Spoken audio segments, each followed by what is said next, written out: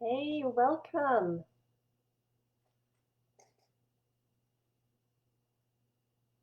Yay, Brenda. Hey, good to see you.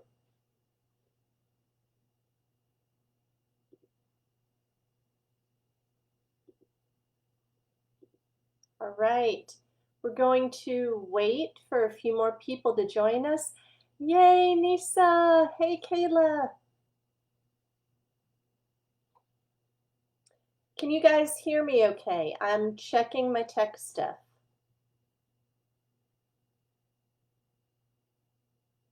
Let me know if you can hear me.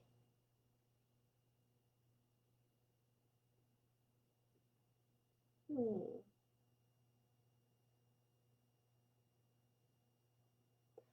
Awesome, Kayla. Yeah, you can rewatch anything that you miss. Yay, okay, you can hear me. All right. We will go ahead and get started. And anybody that misses anything, um, bedtime for your little kids. So cute. You have made some beautiful children, Kayla. So adorable. All right. Um, let's just have a little refresh of our previous class and our intro. So, previous class and intro, we have at least one person who is brand new to the group, and there might be two people. That would put us at 20 people. I'm not going to have any more. I am not going to invite any more people until we're done with our sessions. Then I'll open it up again. If you are new, absolutely go back, catch up, watch the intro, watch last week's class number 1. There's a few extra videos. There's also content. There's also a workbook. So make sure that you guys have that downloaded, that you look at it. Make sure you take notes. You don't have to use the workbook. You can use a notebook. I want you to feel free that you can use however it works best for you. All right, but you do have to take notes. Definitely take notes. Hey, Patty, it's no problem. We're just reviewing. So let's talk a little bit about what we learned. We learned the law of promotion. Does anybody remember what the law of promotion is? You can say yes or no. You can type it in the chat. Law of promotion. The law of promotion is a foundational law. The law of promotion. Anybody remember? Yes, no, maybe, kind of. It's okay if you don't remember. If this is something that is new, it will take repetition for it to become a habit. So the law of promotion, yes, Brenda, faithful with the little will give you rulership over more. It's a biblical law, and the more you are faithful with, the more God will give you. The more you are faithful with, it's like a law of gravity. If you jump off a roof, you're gonna go down to the ground, whether you believe in the law of gravity or not. So be faithful with what you have. Absolutely. Some people think if I make more money, that is going to solve my problems. I will tell you what, making more money will not solve your problems. Look at lottery winners. 98% of them go right back where they started. It's a whole different skill to keep money than it is to make money. All right, you guys already know how to make money.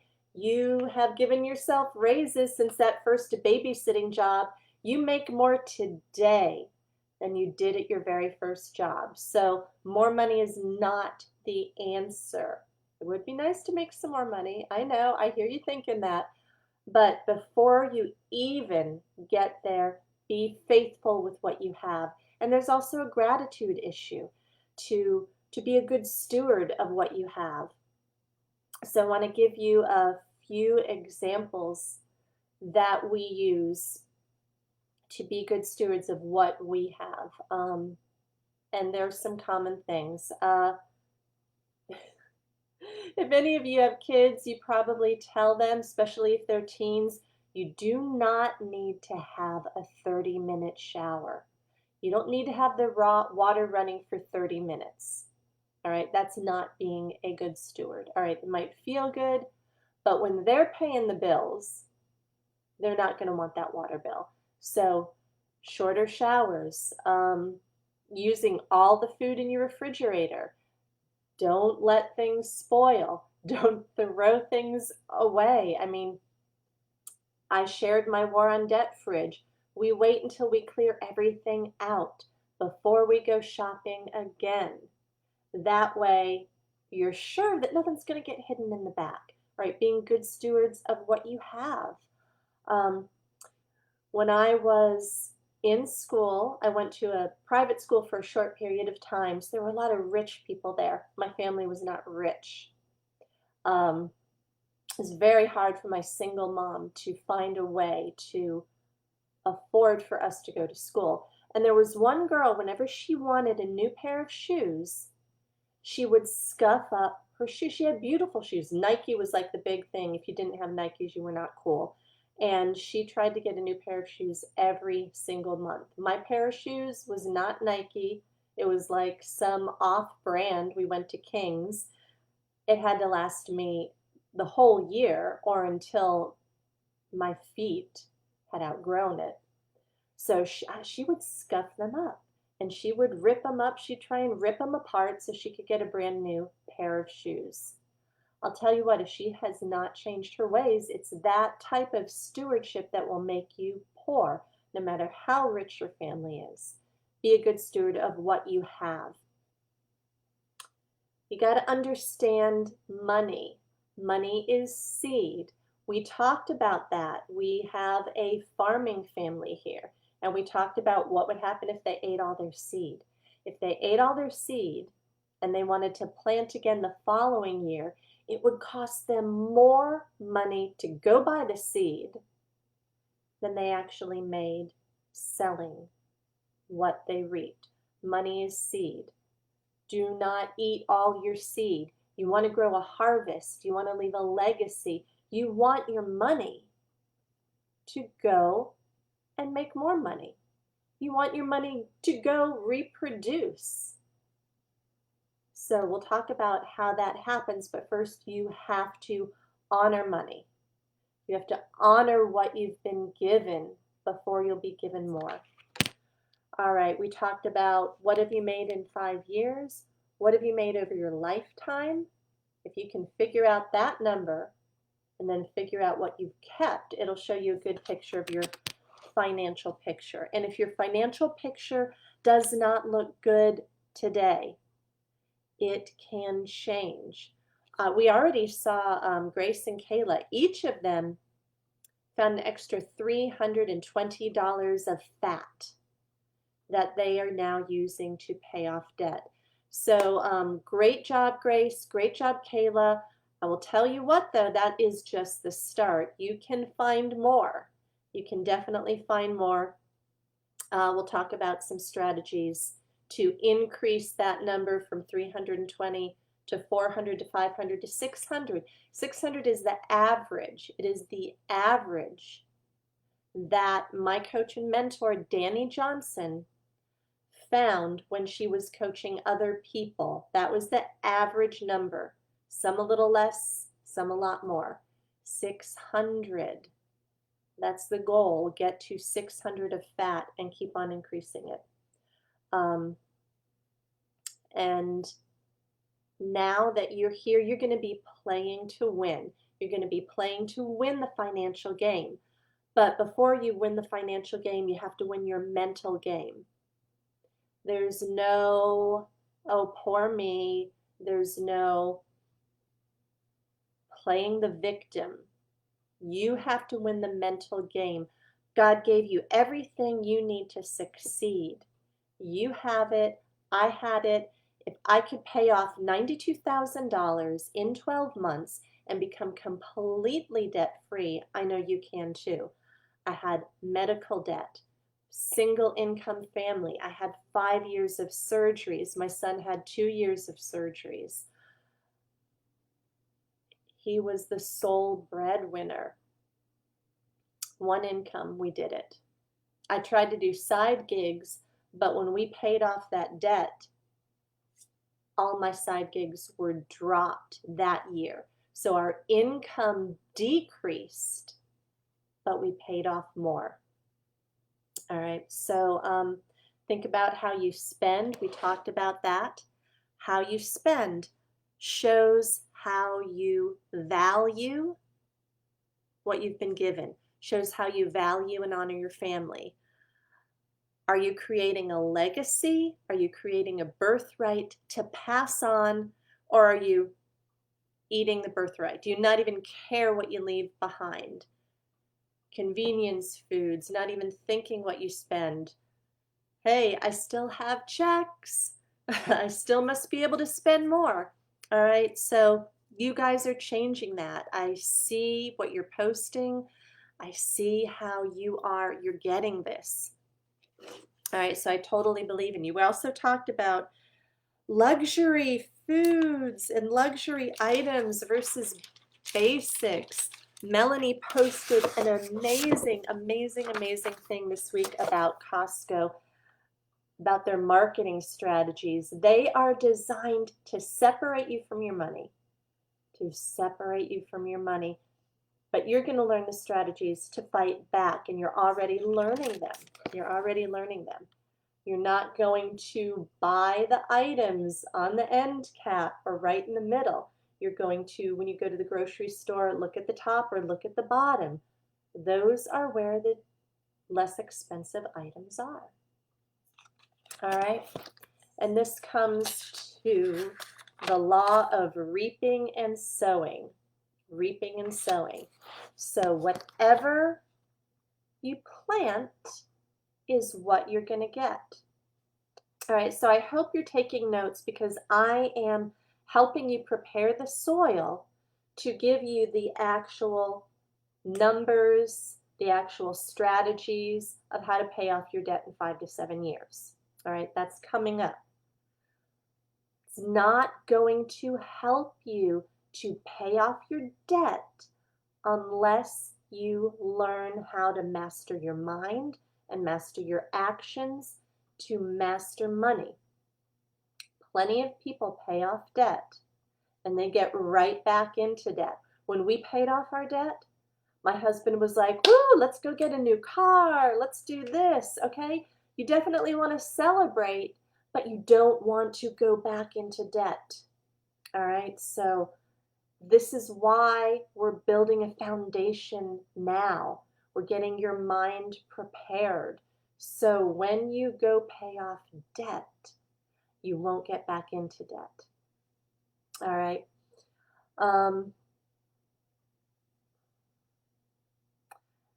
I want you to think about how you got into debt.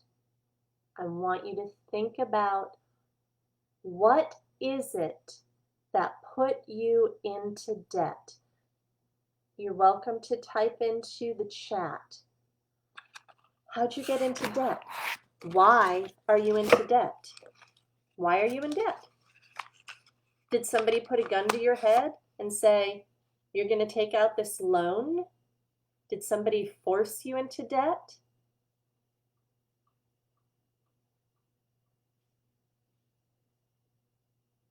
Why are you in debt?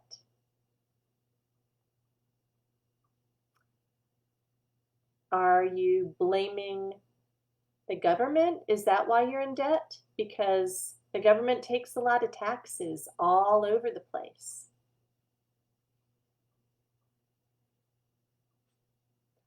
Grace says, I buy too many gifts for people, especially the grandkids.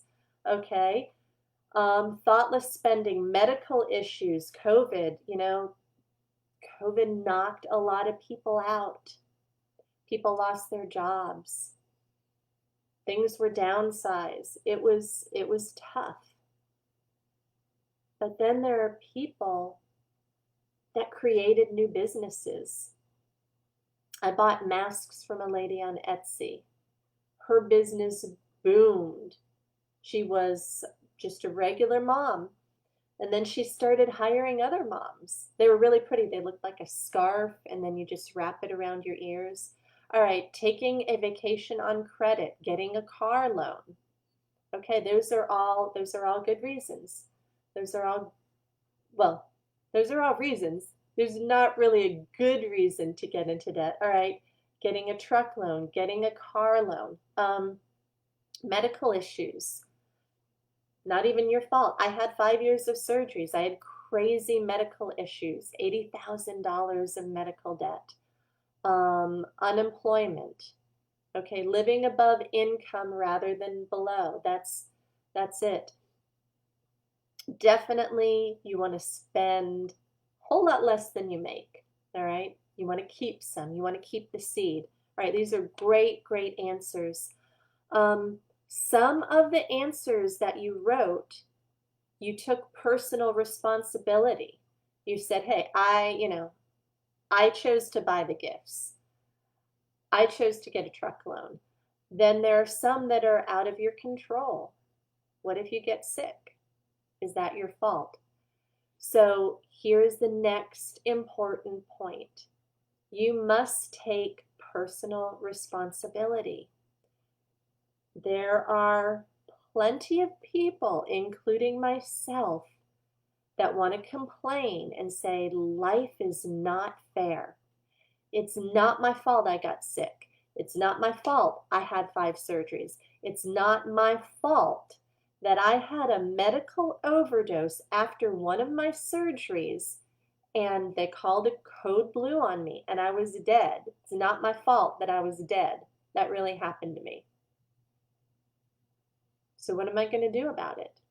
Try and sue the hospital? Yeah, there were people that said sue the hospital. Here is something key that you need to remember.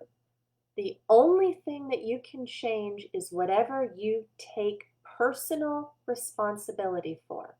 It's the only thing that you can change is what you take personal responsibility for. I'll give you an example for marriage, since I have the title of this group as Marriage and Money, because I coach individual coaching, one-on-one, and small group coaching on money and marriage. So I'll give you an example for marriage. Have you ever been in a fight with your husband and just put your feet down and in your heart and in your mind said, he is 100% at fault. He is totally wrong. I can't believe he can't see that. It's happened to me a lot. Has it happened to anybody else? Am I the only one that's been like, he's totally wrong. I am so pissed off. I cannot believe he did that. And he's not even admitting it. He's not even apologizing to me. He owes me an apology. So, am I the only one? Totally angry. Even if he was 100% wrong, I still have personal responsibility to how I react. I still have personal responsibility. I still make my own choices on how I react. Have you ever used the phrase, oh man, 20 years, I'm sure I've done it. Yep. Have you ever had the phrase, all right, that just went out of my mind. Maybe it'll come back. Personal responsibility. You make the choices, even if somebody is at fault. You control your own emotions. You have the choice on whether to get angry. If you've ever said, man, he makes me so angry, or man, that girl irritates me, or shoot, they always get under my skin. I hate going over to their house. They make me mad. They make me angry. Okay, no, no, they don't. They do not. Your husband doesn't make you mad. If you're mad, you made the choice to be mad.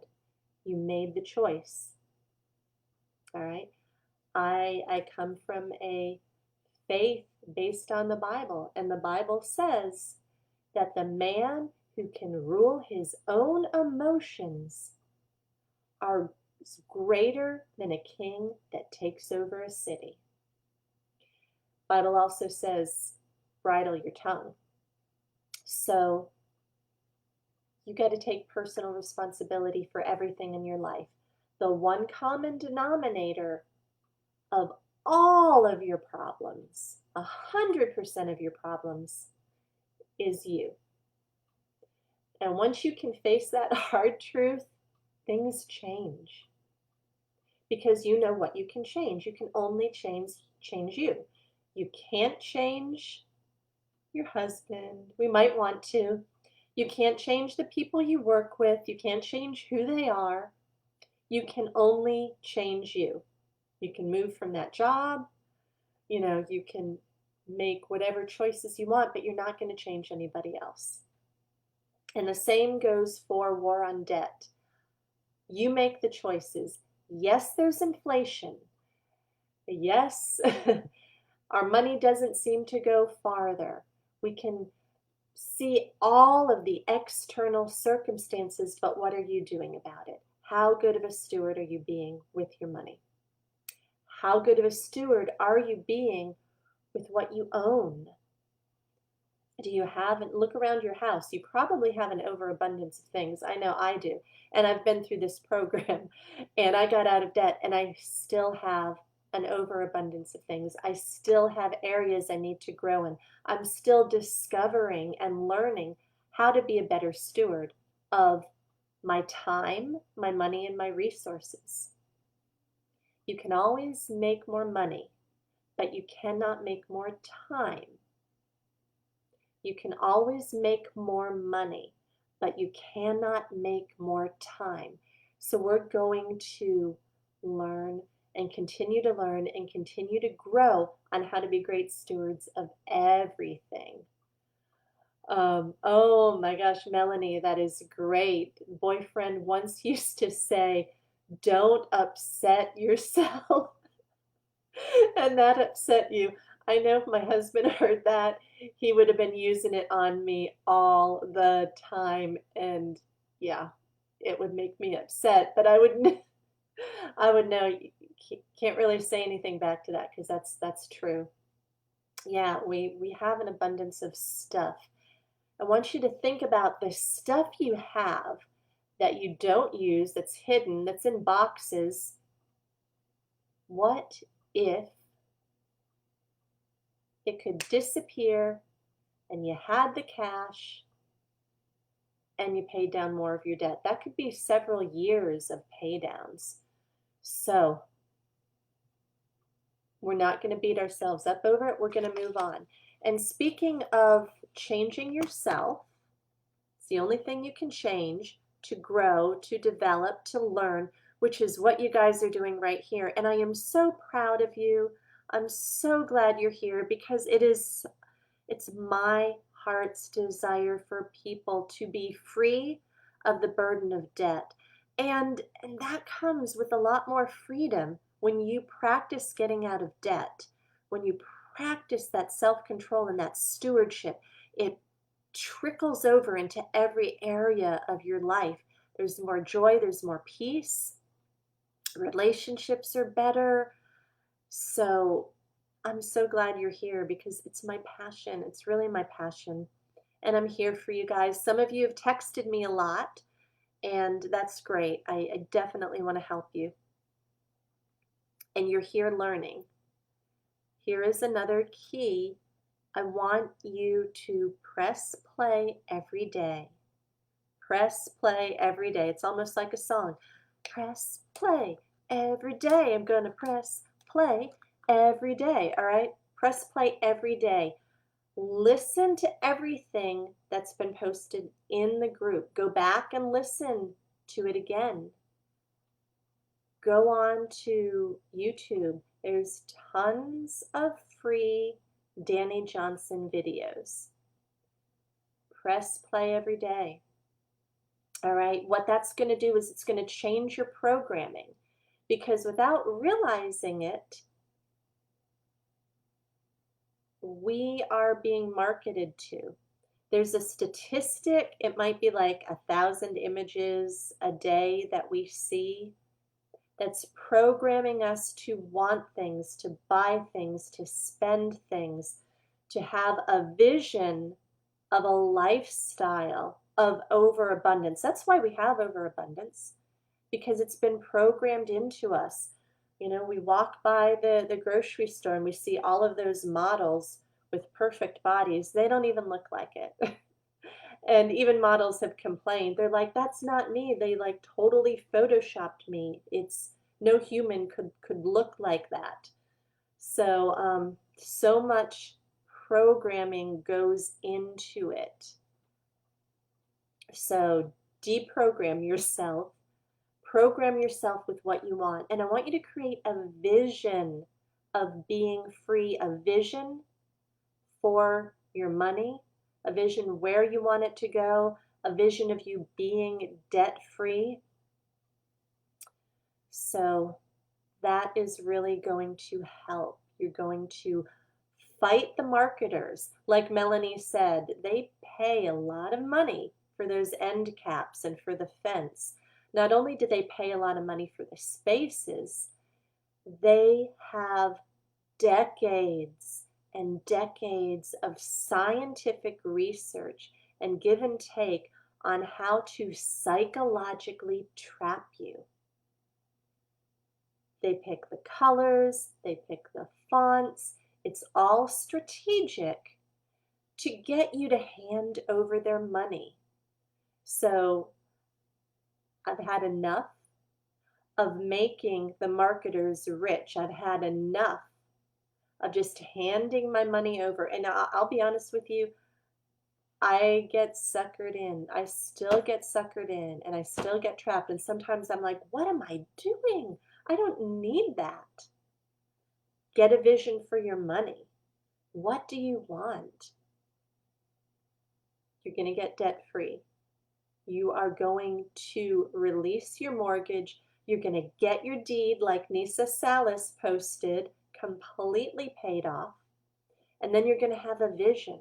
Do you have a vision like Danny Johnson? She had a vision to take care of the poor, the widow, and the orphan. She's built homes in Nicaragua for single moms with children.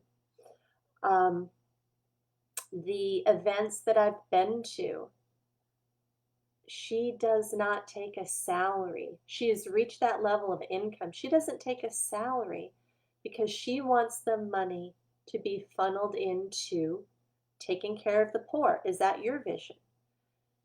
Maybe you want a house on the beach. Yeah, niece is mortgage free. It's awesome feeling. So what's your vision?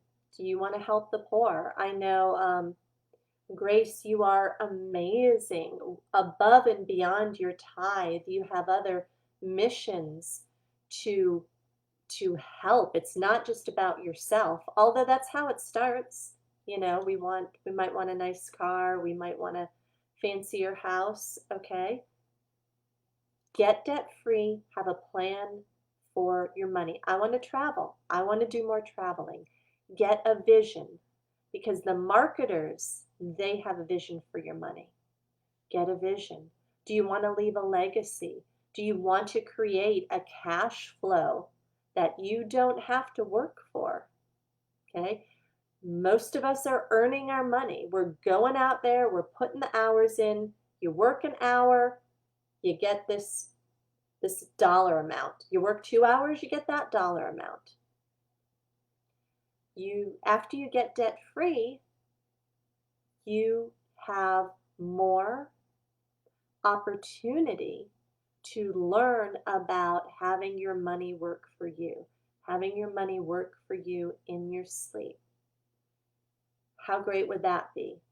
That's what the rich do. That's what the 2% do.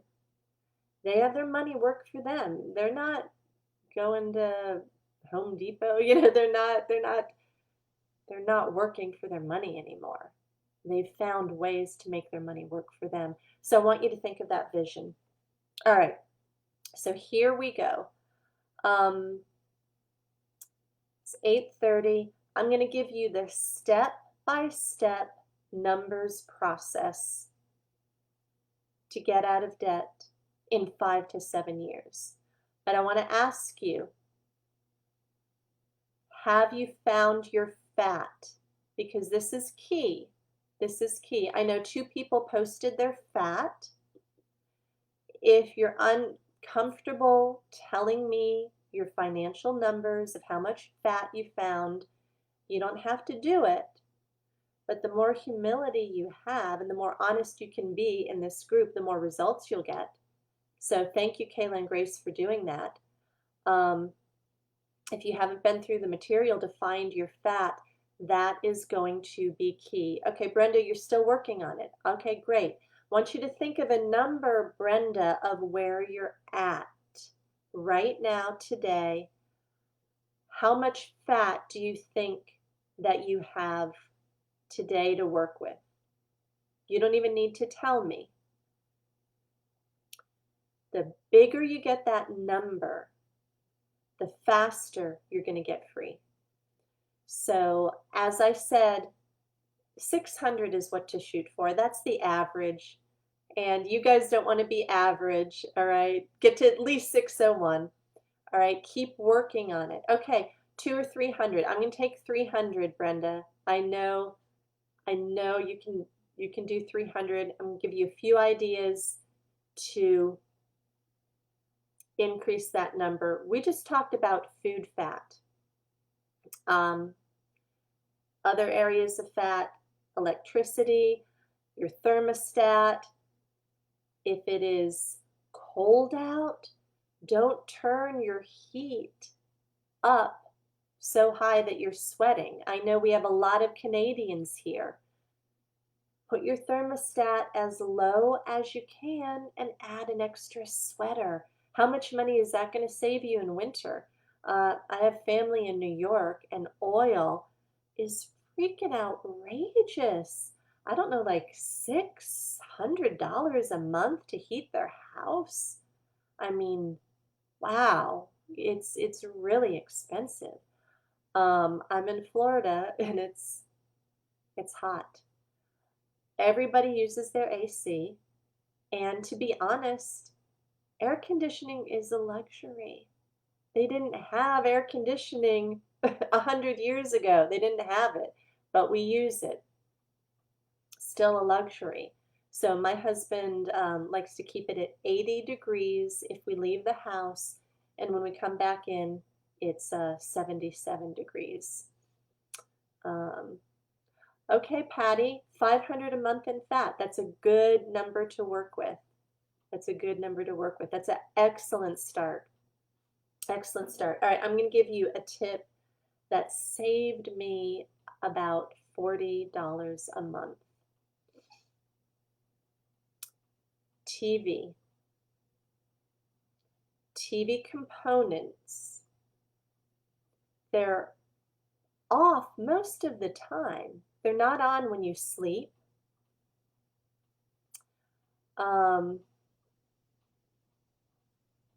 Renter on the other side has 5 kids. Every month they wanted to know our power consumption, and every month the 7 of them used less than just 2 of you. All right, got to find out what they're doing. That's being a good steward right there. So proud of them. And if you come from a poor background, you learn how to be frugal. Tanny Johnson talks about the butt wipes. She's like, you're paying extra money to wipe your butt and to throw it away. Even, I don't remember this, but when I was a child, my mom could not afford baby wipes. She was a single mom, and sometimes she would need baby wipes. She took paper towels and she put baby lotion and she put them in a Ziploc bag. She made her own baby wipes, which she only used when she had to go out. So be creative. Here's another thing. Speaking of paper towels, who uses paper towels? I'll bet everyone uses paper towels. You are. Why don't you just take a dollar bill and wipe your butt and throw it away instead of buying the butt wipes? Why don't you just take a $10 bill and, you know, dry your hands with it and throw it away? Take it up. You're throwing money away, all right? Those paper products are expensive and they're taxed in Canada. I don't know if toilet paper is taxed in America, but it's definitely, a Canadian told me it was taxed there. All right, Melanie, 600 plus in fat, yeah. All right, so here's another thing. Cloth napkins. I don't buy paper towels. No more paper towels. I have used these cloth napkins, I don't know, probably for 10 years. Think about it. What is 10 years worth of paper towels? Now, I will admit, I do have a spare roll. Sometimes I need to wipe my cast iron pan and throw it away, but we don't, my family uses cloth napkins. And how much extra laundry is that? It's just a little itty bitty thing. Just throw it in the load. Don't use cash, it's too dirty.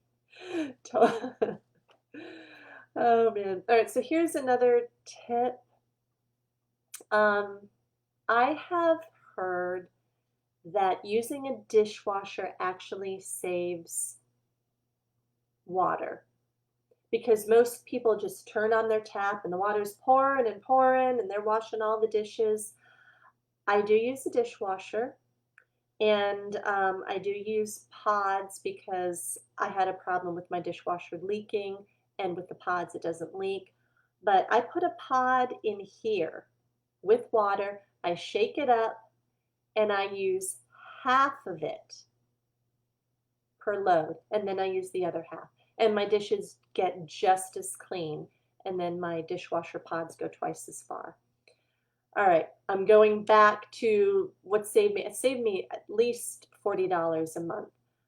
We don't watch TV anymore. We don't watch TV.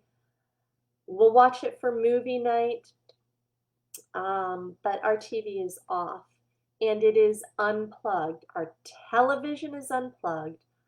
Our receiver is unplugged. Our subwoofer is unplugged. My husband, I would not even have a receiver and surround sound if it wasn't for my husband. DVD player is unplugged, and my Roku. I think that's it. I also have a computer hooked up so that when I watch virtual events with the family, I have it hooked to the TV. So those are 5 items. And when they're not being used, they suck electricity. It's called an energy vampire. An energy vampire. So unplug all those things. And what I actually did, and this is not fat, if you have to go out and buy a power strip, buy a power strip, but I had one laying around. Yeah, yes, Brenda, they actually use electricity just by staying plugged in. Now, I want you to think about it. When you sit down for the TV, you pick up the remote and you click it. It's on standby. It's running electricity, just sitting there running electricity, waiting for you to pick up the remote and turn it on. It's always running. So I have a power strip so I don't have to unplug anything. I just click it and it stops all of the power. Everything's turned off. You can try the remote. My husband's done it. He's like, why isn't it turning on? Oh, I've got to go to the power strip and turn the electricity on. Yeah, that one tip alone. Those are big, big appliances. That one tip alone, depending on how much stuff you have, it could save you $40 a month. Could save you 30, could save you 50, depending on how often you go back and turn the TV on. I mean, we have days where we don't even turn it on at all. And think about it. If you're not watching TV, you're not being programmed. But Larissa, I don't even watch the commercials. You're still being programmed because movies have something called product placement. All right, so you might see sun-kissed orange juice or Cheerio cereal. They pay money to be in front of your face. So when you go to the store in your subconscious, you think, hey, if I'm going to get orange juice, that looks familiar. I'm going to go buy that. So limit your TV. Read a book. Read a book. And I recommended some books already. Read this book. Danny Johnson's First Steps to Wealth. Grace put a link in there. I think you can download it for free, but I got it for free. I just paid for shipping. So read a book. If you are a faith-based woman, spirit-driven success. All right, I love Danny. She totally restored my marriage and helped me pay off debt. I've been in her small group coaching classes. She's amazing. But it's not all about Danny. The Millionaire Next Door. There's another great book to read. Turn off the TV. Get ideas. Start a business. Sell some stuff on eBay. I don't know. Be creative. So we're going to go to the fat. This is what you've been waiting for. And after I present this, we're going to go to Zoom. So I need to find my marker. All right, so we're going to use a kind of hypothetical situation. All right, so hope you can see this. So we're going to go to fat. Okay. For 3 people, when I first started, I was spending about $1,400 just in food. Eating out all the time. Because I was a stay-at-home mom. I was homeschooling. We had all these events. I'd be tired. Just pick up a pizza, pick up a rotisserie chicken, going out. Yeah. Buying all organic, all the fancy pretty stuff. All right. And my first go round with War on Debt, I was right there at that 600 mark. I found $600 of fat. So that meant I was spending $800. Okay, still room to grow. I continued to work on it, and I got down to spending $500 a month. $500 a month in food, including cleaning supplies. All right, so now that fat goes to 900. I also called my insurance companies. I fought to lower my auto insurance. I had them shop around my homeowner's insurance. I dropped subscriptions. I had Amazon Prime, that's $13 a month. I had Netflix, which I think it was just $7 a month. I looked at all my subscriptions. I canceled them. Those are just incredible luxuries. And I ended up having about $1,000 of fat a month that I found. All right. So we're going to take, now I want you to think what your fat number is. I'm going to give you an example with, trying to see if you can see this. How many loans do you have to pay off? Oh, thank you, Grace. Thank you for putting that link in there. I had about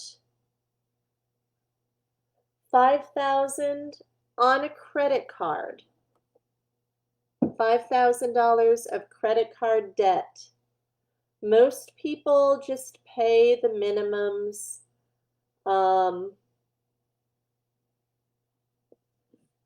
So I'm just going to put $300 there. I had $18,000 in student loans, and I didn't even graduate. Yep, paying it off, not even getting the degree. So payments were about $500. Okay, we had a truck loan, and we were paying about $600 a month. Now, as I am writing this, you should have come to class with a list. If you didn't, do your best to think about how much you owe and what the minimum payments are. I also had $80,000 in medical debt, and I couldn't pay it. So I was threatened with collection services. And speaking of collections, I don't want to embarrass anybody. If you know somebody, or if you have people after you to collect a debt, one of my friends, her name's Tammy Price. If you're in the Danny Johnson community, you might know her. She worked with Danny for a good number of years. She was a debt collector, and I talked to her today, and she's willing to come in and answer questions. So if you know somebody, or if you're interested in how to handle debt collectors, she's willing to come on. She can't come on in the evenings, but she's willing to do a Q&A. So if you're interested in that, let me know. You don't have a dishwasher, turning off the power supply to the TV. That is great. My grandmother did not have a dishwasher. She survived the Great Depression. And what she would do is she'd have one tiny little dishpan or bucket of soapy water, and then she'd have one of clean water. And that's how she would do her dishes. She never ran all of the water. She just had the soapy water and the clean water. She would wash all the dishes in the little bucket. So that would definitely save water. All right, so my medical bills, $80,000. In my mortgage, I had gotten it down to $92,000. And my payments were about $800 a month for a mortgage. All right, so I didn't even add this up. I don't know if somebody is very good at math. I'm going to see how much debt this is total. 80 plus 92 plus 15 plus 18 plus 5 plus.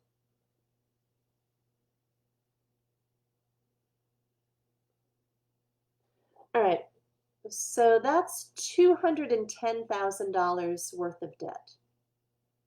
All right, that's a lot. Mortgage, it's a 30-year mortgage. Credit cards, they don't want you to pay it off. They want to keep collecting the interest.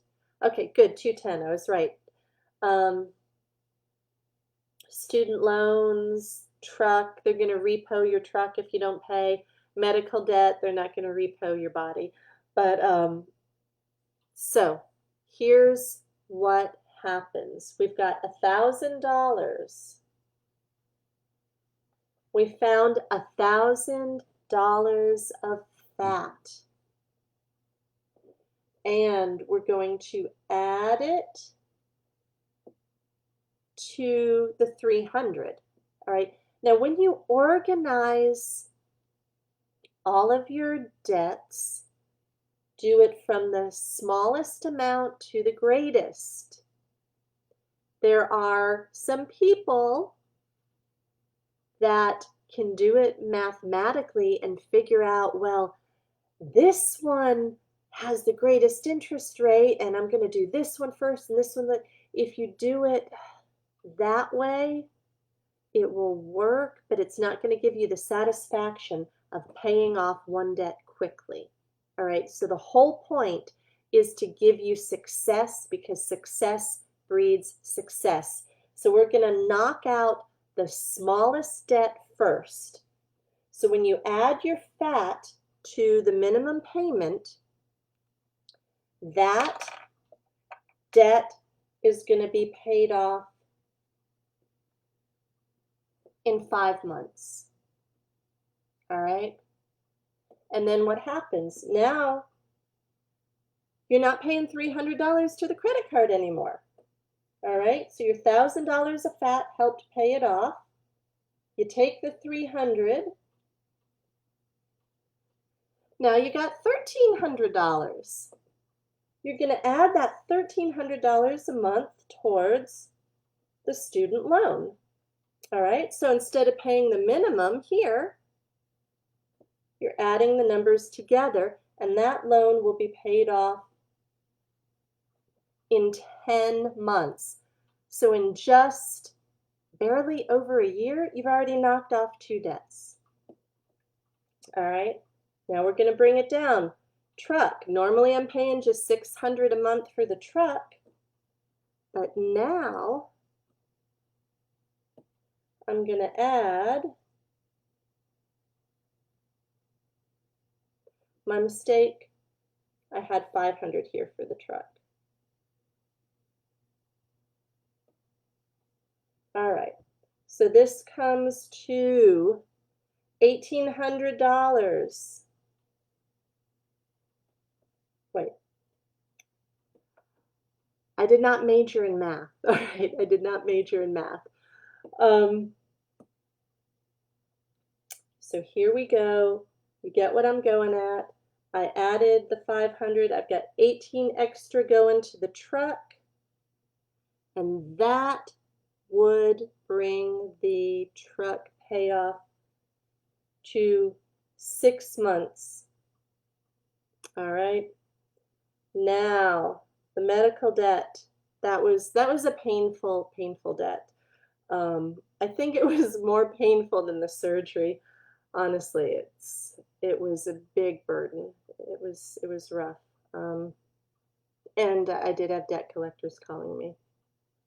It was not a fun time. So now we're not paying the truck anymore.